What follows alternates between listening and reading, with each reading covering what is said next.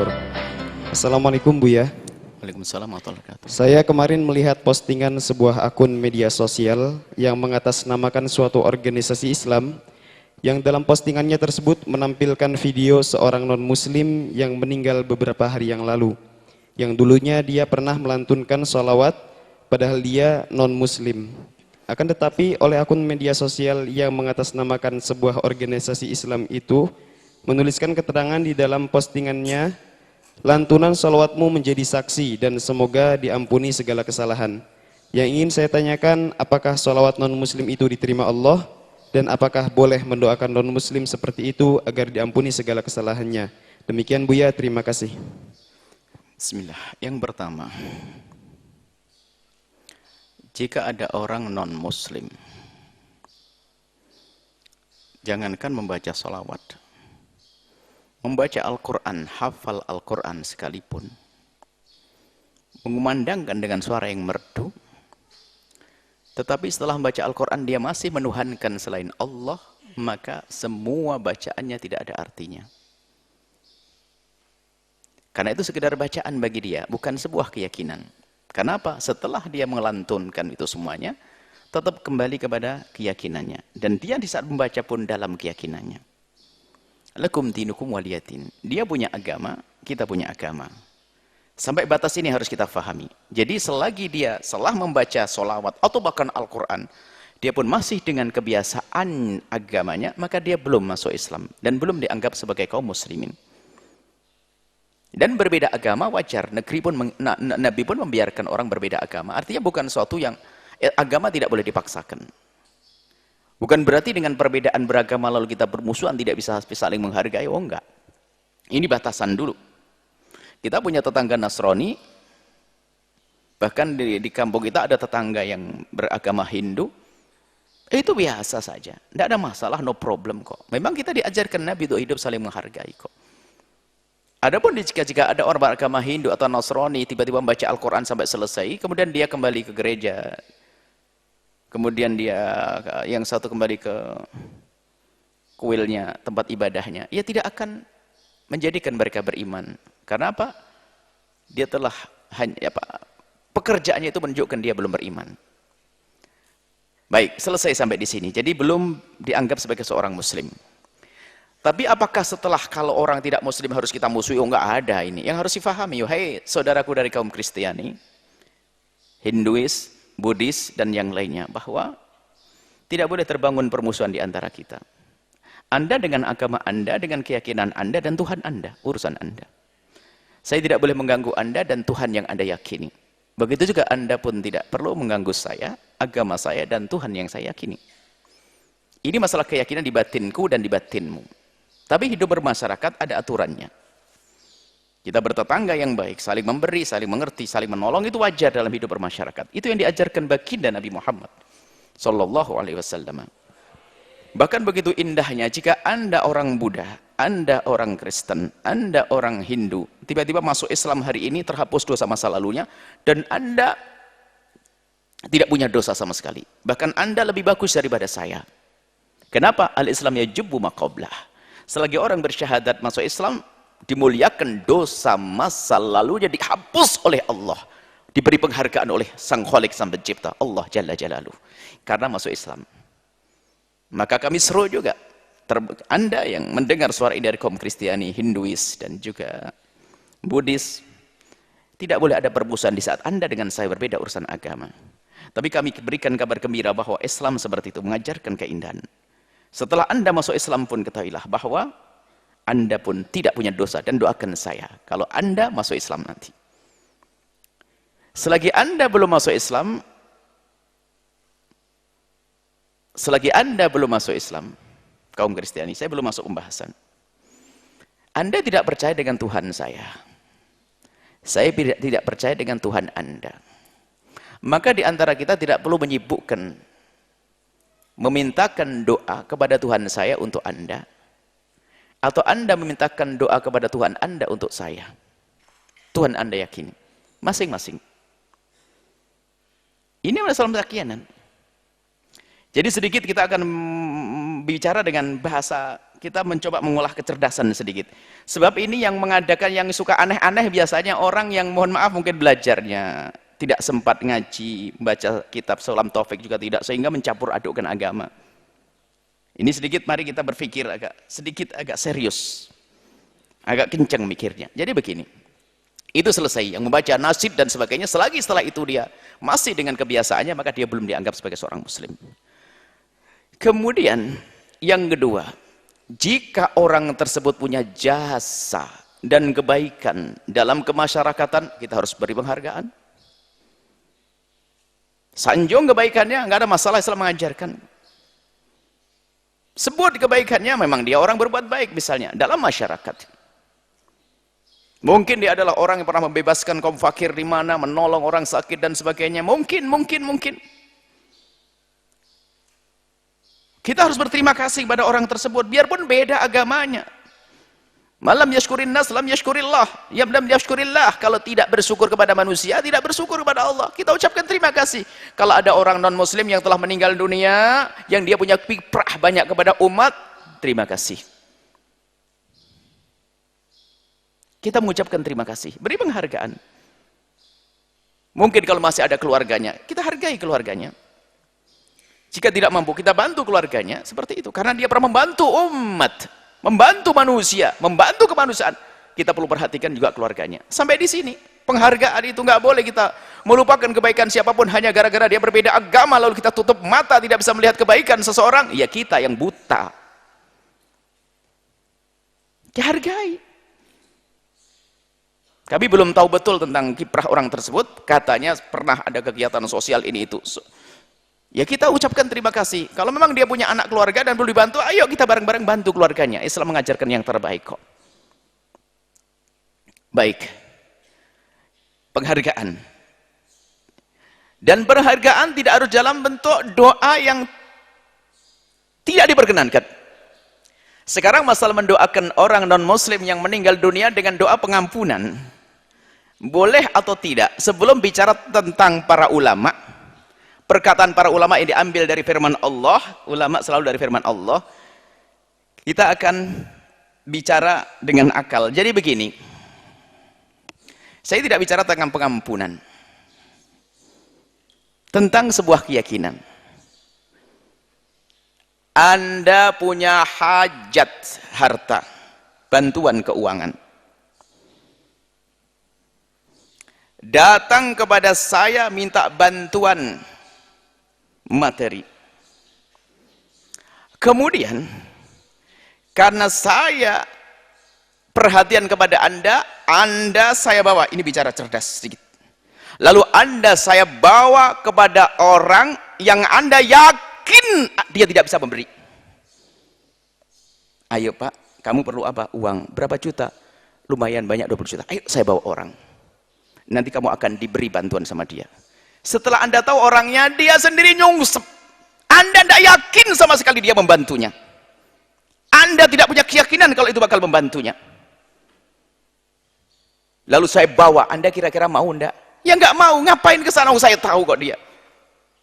Saya tidak yakin dengan dia, saya tidak percaya kok dengan dia kalau dia memberi kepada saya. Ngapain Pak ke sana? Ya paling Anda ogah-ogahan. Bahkan kalau saya datang ke sana urusan ente, Anda pun tidak lega kok kalau saya datang ke orang tersebut. Kenapa? Karena saya membawa Anda kepada orang yang tidak bisa memberikan pertolongan kepada Anda. Dia fakir, dia nyungsep banyak utang, dikejar-kejar sama orang. Anda tidak yakin sama sekali kalau dia akan memberi. Apa artinya saya membawa Anda kepada dia? Bohongan. Anda pun nggak mau. Tapi saya yakin. Anda nggak yakin kok. Anda akan tertawa, ini aneh banget. Saya tahu dia kok, ngapain saya ke sana? Anda akan merendahkan saya. Karena saya tidak mau Anda rendahkan, saya pun tidak akan membawa Anda kepada orang yang Anda tidak percaya. Karena saya tidak ingin Anda rendahkan. Dan Anda pun tidak kecewa di saat saya tidak membawa Anda kepada orang tersebut. Anda paham? Anda Kristiani, saya Muslim. Anda Buddhis, saya Muslim. Anda punya Tuhan. Dengan keyakinan Anda. Saya punya Tuhan. Lalu Anda punya hajat, lalu Anda akan saya bawa ke Tuhan saya. Anda akan ketawa kok. Anda tidak ketahui ngapain sama Buya dibawa ke Tuhan, yang saya punya Tuhan sendiri kok. Makanya saya akan bodoh, saya menjadi bodoh dan bodoh dan bodoh kalau saya paksa Anda saya bawa kepada Tuhan saya. Anda akan tertawa, Anda tidak percaya. Tuhannya Buya Yahya nggak bisa memberi ke saya. Saya tidak percaya ada Tuhannya Buya Yahya. Kenapa saya harus ikut dia? Anda akan merendahkan saya, dan saya menjadi tidak cerdas sama sekali saat itu. Saya tidak cerdas. Kenapa? Anda nggak percaya. Kenapa Anda saya bawa? Kan begitu logikanya. Yang meninggal dunia yang disebutkan, dia tidak percaya dengan Tuhan kita kok. Lalu kenapa Anda yang katanya Anda terpelajar, pemikir dan sebagainya, ikut organisasi apa tadi? Loh kok Anda membawa orang yang tidak percaya dengan Tuhan Anda? Dia akan ketawa dia. Ayo cerdas sedikit. Kalau dalam urusan berbahasa-basi sosial, toleransi dan sebagainya, tidak harus sampai seperti ini. Jangan merendahkan, jangan membodohkan diri kita. Ayo paham sedikit. Katanya Anda pelajar, mungkin Anda pemikir, Anda penulis, kan logikanya begitu. Ini sebelum bicara tentang Quran. Maka ada nabi walladzina amanu, nggak ada nabi orang beriman ayastaghfiru lil musyrikin, mintakan ampun kepada orang musyrik. Ini Al-Quran dijelaskan. Jadi seperti itu, nggak ada perlunya. Dan saya pun tidak perlu merengek kepada orang saudara-saudara saya di negeri ini yang satu bangsa, satu tanah air, yang berbeda dengan agama saya pun tidak perlu merengek kepada mereka. Tolong mintakan ampun kepada Tuhan, Tuhanmu. Enggak perlu saya punya Tuhan yang maha pengampun. Dan saya tidak bangga kalau tiba-tiba Anda memohonkan kepada Tuhan Anda, bahkan sedih, saya tidak percaya kok. Karena saya berpikir, saya sehat akal. Makanya saya tidak perlu merengek kepada Anda kaum Buddhis, Anda kaum Nasrani untuk mohonkan ampun kepada Tuhan-Tuhanmu. Enggak saya perlu. Dan saya pun, Anda pun yang Buddhis cerdas, Kristiani cerdas pun sama. Enggak perlu Anda tidak percaya dengan Tuhan saya kok. Kan seperti itu. Setelah itu apa? Kesalahpahaman dalam memahami teks. Belajar akidah enggak sempurna. Masalah Rahman Rahim, rahmat Allah sangat luas. Masa Allah nggak kasih sayang kepada hambanya? Biarpun dia tidak beriman, kan dia berbuat baik, masa Allah nggak punya kasih sayang? Ini berbicara tentang masalah hukum akal. Pembahasan ini sedikit, mohon maaf panjang, karena apa? Ini berulang-ulang dari dulu nih, masalah-masalah begini. Kadang-kadang kalau disampaikan dengan bahasa salah, kita seolah-olah merendahkan yang telah meninggal dunia. Yang pernah meninggal dia punya jasa, kita jaga keluarganya. Jangan dibincangkan kejelekannya. Ini adalah masalah pendidikan kita. Adapun ini masalah keimanan, kita perlu sampaikan. Jadi begini, Allah Maha Kuasa. Kekuasaan Allah meliputi segalanya. Allah Maha Kasih, dan kasih Allah bisa diberikan kepada siapapun. Di dalam bicara tentang akidah, ada sesuatu yang mungkin dilakukan oleh Allah tapi tidak dilakukan. Mungkin tapi layak kok. Mungkin tapi tidak boleh terjadi, karena Allah sendiri yang mengatakan tidak terjadi. Allah sudah menutup, tidak ada nabi setelah Nabi Muhammad selesai. Tapi kalau dalam bahasa dialog akal, Allah kan maha kuasa. Bisa enggak kalau Allah menghadirkan nabi di hari ini? Oh bisa, Allah maha kuasa. Bisa enggak Allah kalau mengangkat dirimu, Anda yang tadi yang ngupload itu, mengangkat Anda jadi nabi? Ya bisa, Allah maha kuasa. Tapi sudah ditutup, nggak mungkin. Kalau bicara tentang nggak ditutup oleh Allah, mungkin tapi tidak dilakukan oleh Allah, ditutup. Bukan masalah nggak mungkin secara akal. Secara akal, karena Allah kuasanya mutlak, mungkin. Hari ini mungkin ada seorang laki-laki hamil, kalau dikembalikan kepada kuasa Allah, ya bisa. Kuasa Allah, tapi Allah sudah pastikan tidak ada laki-laki hamil. Kuasa Allah mutlak. Nah ini dalam bicarakan akidah ini kadang campur aduk. Allah dalam bahasa akidah bisa saja, tapi tidak boleh disebar dalam bahasanya ulama itu, agak takut orang. Tapi kadang harus disampaikan begini, misalnya Allah boleh memasukkan Fir'aun, boleh, tapi tidak dimasukkan. Allah dalam akidah ini salah tangkap baca akidah ini, biasanya belajar akidah nggak sempurna. Dalam masalah kuasa Allah yang mutlak, Allah boleh memasukkan Fir'aun ke surga, dan bahkan Allah boleh sesuai dengan keyakinan kuasa Allah mutlak bisa masukkan Nabi ke neraka. Itu kan dalam bahasa dialog, tapi tidak dilakukan itu oleh Allah, sudah dipastikan dalam Al-Quran kok. Jadi tolong, sesuatu yang mungkin tapi sudah dipastikan Allah tidak dilakukan, itu Apakah mungkin Allah mengampuni orang-orang kafir semua dan masuk ke surga? Mungkin dalam dialog akal, tapi dalam kenyataan sudah dipangkas. Khalidina fiha. Di neraka selamanya. Ini tolong sedikit di masalah bicara akidah ini. Kadang perlu saya masukkan di sini. Kadang ada memanfaatkan ini kok membatasi rahmat Allah. Ya, tidak paham rahmat Allah luas kepada siapapun. Tapi ada sebagian yang oleh Allah dihentikan, dihalangi dari rahmatnya. Rahmat Allah diberikan di dunia. Maka orang berbuat baik dari bangsa, dari orang-orang yang non muslim berbuat baik, Allah berikan rahmat. Tapi di dunia. Di akhirat tidak. Bukan Allah tidak berikan rahmat, rahmat Allah nyampe kepada dia. Oh, dia punya kesenangan punya istri, dia punya kesenangan punya anak, dia pernah merasakan makan lezat, dia pernah tidur nyenyak, itu rahmat yang Allah berikan. Tetap Allah kasih. Di akhirat sudah dipastikan oleh Allah, di akhirat rahmatnya hanya untuk yang beriman kepada Allah. Selesai, jangan dipaksain begini. Ini masalah dialog akidah. Sesuatu yang mungkin tapi telah dilakukan Allah telah pastikan tidak. Itu tidak boleh kita langgar ini. Mungkin dalam dialog akal. Karena kuasa Allah mutlak, rahmat Allah luas. Tapi kalau sudah dibatasi, ya jangan diterobos. Ini kadang-kadang ini belajar. Makanya tolonglah. Kalau memang itu dari ormas manapun saya tidak mengerti, kita perlu belajar. Misalnya muqaddimah kitab Sulam Taufik yang sangat ringan itu. Di situ ada rambu-rambu. Kalau orang seperti itu sudah dikatakan bisa keluar dari iman nanti pada akhirnya. Bahaya banget. Memohonkan ampun kepada orang yang tidak beriman kepada Allah. Itu ngelawak namanya. Wah, orangnya saja tidak meminta. Kok kita memaksa? Ini menjilat kelas apa ini? Kan begitu, dia tidak meminta kita mohonkan ampun kepada Tuhan kita. Kok kita maksakan diri agar kita dianggap kita orang tolerir? Tolerir apa? Saya bodoh, saya bebel. Wong dia tidak minta dan dia tuh ketawa kalau saya doain. Kok saya maksain diekspos bagaimana? Mana kecerdasanmu wahai anak muda kalau enggak anak muda? Kita perlu pikir iman. Berpegang dengan agama iya, interaksi sosial baik. Hei saudara kami, dari kaum Kristiani, Buddhis dan sebagainya, ini bukan urusan kami dengan Anda. Urusan kami dengan saudara-saudara kami yang seagama dengan saya. Anda bersama kami di negeri tercinta ini, tetangga saya, wajib kita tolong menolong, bisnis yang baik dengan Anda. Saya tidak boleh bohong kepada Anda. Saya tidak boleh mengambil barang Anda. Saya harus menjaga barang Anda. Saya hormati keluarga Anda. Itu yang ada dalam Islam. Ini urusan saya, keluarga rumah tangga kaum muslimin. Dari orang-orang yang ngaku Islam tapi kurang belajar sehingga merusak agamanya dan akidahnya sendiri. Kesimpulan dari para ulama, enggak boleh. Kalau mendoakan boleh, tapi memohonkan ampun enggak doakan. Semoga keluarganya baik-baik, semoga dapat hidayah, semoga anaknya. Oh, itu boleh-boleh saja mendoakan begitu, tapi pengampunan ini beda. Di dalam Al-Quran disebut pengampunan. Adapun doa yang lain masih boleh. Karena dia pernah punya kebaikan selama hidupnya. Semoga anak-anaknya diberi hidayah oleh Allah. Boleh. Semoga dibalas dengan kebaikan di dunia ini, dapat anaknya rezekinya lancar. Bisa doa begitu. Ya nggak boleh doa pengampunan disebut dalam Al-Quran, karena pengampunan adalah ujungnya adalah dimasukkan surga. Sementara tidak ada di surga bagi orang yang tidak beriman kepada Allah dan Rasulnya.